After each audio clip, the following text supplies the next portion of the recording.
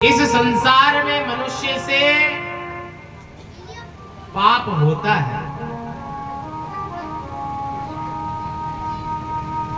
चलने फिरने से भी पाप होता है महाराज। इधर उधर अगर व्यर्थ में भ्रमण करोगे ना तो भी पाप होगा, आपके खाते में लिखा जाएगा।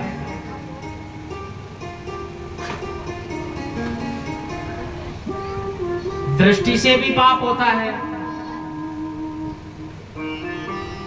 कान से भी पाप होता है, मुख से भी पाप होता है, हाथ से भी होता है। कहां कहां बचोगे? इसलिए प्रातः काल से लेकर के संध्या काल तक कम से कम ज्यादा नहीं ना तो 5 पाप तो मनुष्य रोज करता है महाराज।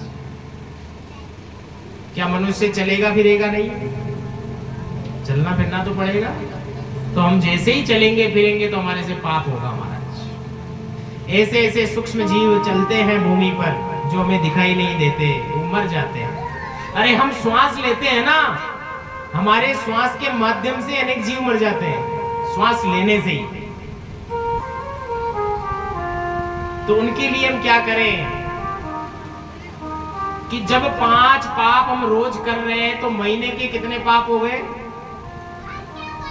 कितने पाप हुए एक महीने में? 150 पाप हो गए। एक महीने में 150 हो गए तो एक साल में कितने हो गए?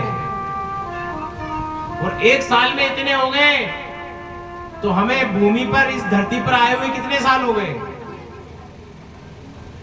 सबको इंटू कर लो आप, कितने पाप हो गए अपने खाते में। और किसके खाते में जुड़ेंगे? वो अपने ही खाते में जुड़ेंगे, ना कि अपने माँ बाप के खाते में, अपने भाई के खाते में नहीं। वो पाप सब अपने खाते में जुड़ेंगे महाराज। इसलिए हमें कुछ ना कुछ अच्छा कर्म करना चाहिए। मनुष्य को पाप से रहित होना चाहिए।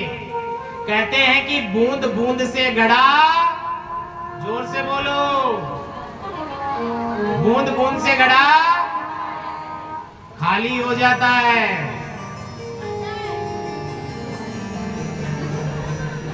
बूंद बूंद से गड़ा भरता है, और मटकी नीचे से फूटी हो तो खाली भी हो जाता है। क्यों? पर देखो बूंद बूंद से घड़ा भर जाता है महाराज। तो ये पाप रूपी घड़ा एक ना एक दिन तो भरेगा, कभी ना कभी तो भरेगा।